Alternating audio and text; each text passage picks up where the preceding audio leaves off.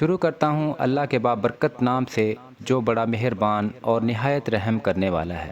السلام علیکم پیارے دوستو، اگر بیوہ عورت بچوں کی تربیت کی خاطر دوسرا نکاح نہ کرے تو باقی پوری زندگی اس کو غازی بن کر زندگی گزارنے کا ثواب دیا جاتا ہے۔ پیارے دوستو، یہ واقعہ دل کے کانوں سے سنیے۔ حضرت حسن بصری رحمۃ اللہ علیہ کا دور تھا۔ آپ کی ایک شاگردہ تھی جو باقاعدہ آپ کا درس سننے کے لیے آیا کرتی تھی۔ اس کا ایک بیٹا تھا، خاوند کا اچھا کاروبار تھا۔ یہ عبادت گزار خاتون تھیں، باقاعدہ درس سنتیں اور نیکی پر زندگی گزارتی تھیں۔ اس بیچاری کا جوانی میں خاوند چل بسا۔ اس نے دل میں سوچا، ایک بیٹا ہے، اگر میں دوسرا نکاح کر لوں گی تو مجھے خاوند مل جائے گا، مگر بچے کی زندگی برباد ہو جائے گی۔ پتہ نہیں وہ اس کے ساتھ کیا سلوک کرے گا۔ اب وہ جوان ہونے کے قریب ہے، یہی میرا سہارا صحیح۔ لہٰذا یہ سوچ کر ماں نے جذبات کی قربانی دی۔ وہ ماں گھر میں بچے کا پورا خیال رکھتی تھی، لیکن یہ بچہ جب گھر سے باہر نکل جاتا تو ماں سے نگرانی نہ ہو پاتی۔ اٹھتی ہوئی جوانی بھی تھی، یہ جوانی دیوانی اور مستانی ہوتی ہے، چنانچہ وہ بچہ بری صحبت میں گرفتار ہو گیا، شباب اور شراب کے کاموں میں مصروف ہو گیا۔ ماں سمجھاتی لیکن بچے پر کچھ اثر نہ ہوتا، چکنا گھڑا بن گیا۔ وہ ان کو حضرت حسن بصری رحمۃ اللہ علیہ کے پاس لے کے آتی۔ حضرت بھی اس کو کئی گھنٹے سمجھاتے، لیکن اس کا نیکی کی طرف دھیان ہی نہ تھا۔ حضرت کے دل میں یہ بات آئی کہ شاید اب اس کا دل پتھر بن گیا ہے، مہر لگ گئی ہے۔ ماں تو بہرحال ماں ہوتی ہے، اچھوں سے بھی پیار کرتی ہے، بروں سے بھی پیار کرتی ہے۔ ماں اپنے بچوں کو نہیں چھوڑ سکتی۔ باپ بھی کہہ دیتا ہے کہ گھر سے نکل جاؤ، مگر ماں کبھی نہیں کہتی۔ اس کے دل میں اللہ نے محبت رکھی ہے۔ دیکھیں اللہ کی شان، کئی سال برے کاموں میں لگ کر اس نے صحت بھی تباہ کر لی اور دولت بھی تباہ کر دی، اور اس کے جسم میں بیماریاں پیدا ہو گئی۔ ڈاکٹروں نے بیماری بھی لا علاج بتائی۔ اب بستر پر پڑا اتنا کمزور ہو گیا کہ اٹھنے کی بھی طاقت نہ رہی، اور آخرت کا سفر سامنے نظر آنے لگا۔ ماں اس کے پاس بیٹھی ہوئی محبت سے سمجھا رہی تھی، میرے بیٹے، اب تو نے جو زندگی کا حشر کر لیا وہ تو کر لیا، اب بھی وقت ہے تو معافی مانگ لے، توبہ کر لے، اللہ تعالیٰ گناہوں کو معاف کرنے والا ہے۔ جب ماں نے پیار محبت سے سمجھایا، اس کے دل پر کچھ اثر ہوا۔ کہنے لگا کہ ماں، میں کیسے توبہ کروں، میں نے بہت بڑے بڑے گناہ کیے ہیں۔ ماں نے کہا، بیٹا حضرت سے پوچھ لیتے ہیں۔ کہا، امی جان، میں چل کر نہیں جا سکتا، آپ اٹھا کر لے جا نہیں سکتی، تو میں کیسے ان تک پہنچوں؟ امی جان، آپ ایسا کریں کہ آپ خود ہی حسن بصری رحمۃ اللہ علیہ کے پاس جائیں اور حضرت کو بلا کر لے آئیں۔ ماں نے کہا، ٹھیک ہے بیٹا۔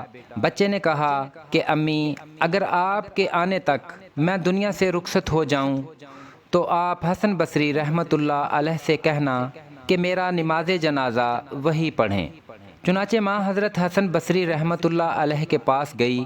حضرت کھانے سے فارغ ہوئے تھے اور تھکے ہوئے تھے، درس بھی دینا تھا، اس لیے کیلولا کے لیے لیٹنا چاہتے تھے۔ ماں نے دروازہ کھٹکھٹایا، پوچھا کون؟ ماں نے عرض کیا، میں آپ کی شاگردہ ہوں، میرا بیٹا آخری حالت میں ہے، وہ توبہ کرنا چاہتا ہے، لہٰذا آپ گھر تشریف لے چلیں اور میرے بچے کو توبہ کروا دیں۔ حسن بصری رحمۃ اللہ علیہ نے سوچا کہ اب پھر وہ اس کو دھوکہ دے رہا ہے، پھر وہ اس کا وقت ضائع کرے گا اور اپنا بھی کرے گا۔ سالوں سال گزر گئے، اب تک کوئی بات اثر نہ کر سکی۔ اب کیا کرے گی؟ کہنے لگے، میں اپنا وقت کیوں ضائع کروں، میں نہیں آتا۔ ماں نے کہا، حضرت، اس نے تو یہ بھی کہا ہے کہ اگر میرا انتقال ہو جائے تو میرا نماز جنازہ حسن بصری رحمۃ اللہ علیہ پڑھائیں۔ حضرت نے کہا، میں اس کے جنازہ کی نماز نہیں پڑھوں گا، اس نے تو کبھی نماز ہی نہیں پڑھی۔ اب وہ شاگردہ تھی، چپ ہو کر اٹھی۔ حضرت کے انکار سے اس کا غم دو گنا ہو گیا۔ حضرت کے انکار سے اس کا غم دو گنا ہو گیا تھا۔ بیچاری آنکھوں میں آنسو لیے اپنے گھر واپس آئیں۔ بچے نے ماں کو زارو قطار روتے ہوئے دیکھا۔ اب اس کا دل اور موم ہو گیا۔ کہنے لگا، امی آپ کیوں اتنا زارو قطار رو رہی ہیں؟ ماں نے کہا، بیٹا، ایک تیری یہ حالت ہے اور دوسری طرف حضرت نے تیرے پاس آنے سے انکار کر دیا۔ تو اتنا برا کیوں ہے کہ وہ تیرے جنازے کی نماز بھی پڑھنا نہیں چاہتے؟ یہ بات سنی تو اس کے دل پر صدمہ ہوا۔ کہنے لگا، امی، مجھے مشکل سے سانسیں آ رہی ہیں، ایسا نہ ہو میری سانس اکھڑنے والی ہو، لہٰذا میری ایک وصیت سن لیجئے۔ ماں نے پوچھا بیٹا وہ کیا ہے؟ کہا امی میری وصیت یہ ہے، جب میری جان نکل جائے تو سب سے پہلے اپنا دوپٹہ میرے گلے میں ڈالنا، میری لاش کو کتے کی طرح گھسیٹنا، جس طرح مرے ہوئے کتے کی لاش گھسیٹی جاتی ہے۔ ماں نے پوچھا بیٹا وہ کیوں؟ اس لیے کہ دنیا والوں کو پتہ چل جائے جو اپنے رب کا نافرمان اور ماں باپ کا نافرمان ہوتا ہے اس کا انجام یہ ہوا کرتا ہے۔ اور مجھے قبرستان میں دفن نہ کرنا، اسی صحن میں دفن کر دینا، ایسا نہ ہو کہ میرے گناہوں کی وجہ سے قبرستان کے مردوں کو تکلیف پہنچے۔ جس وقت نوجوان نے ٹوٹے دل سے عاجزی کی یہ بات کہی تو پروردگار کو اس کی یہ بات اچھی لگی، روح قبض ہو گئی۔ اب بھی روح نکلی ہی تھی اور ماں آنکھیں بند کر رہی تھی، باہر دروازے پر دستک ہوئی۔ عورت نے اندر سے پوچھا کون؟ جواب آیا میں حسن بصری رحمت اللہ علیہ ہوں۔ کہا حضرت آپ کیسے؟ فرمایا جب میں نے تمہیں جواب دے دیا میں سو گیا، خواب میں اللہ رب العزت کا دیدار نصیب ہوا۔ پروردگار نے فرمایا حسن بصری تو میرا کیسا ولی ہے، میرے ایک ولی کا جنازہ پڑھانے سے انکار کرتا ہے۔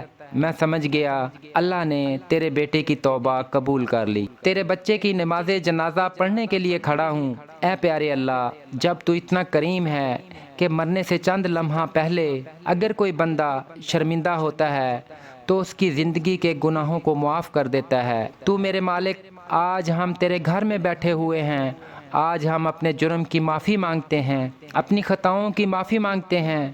میرے مالک ہم مجرم ہیں، ہم اپنے گناہوں کا اعتراف کرتے ہیں، ہماری حقیقت تیرے سامنے کھلی ہے۔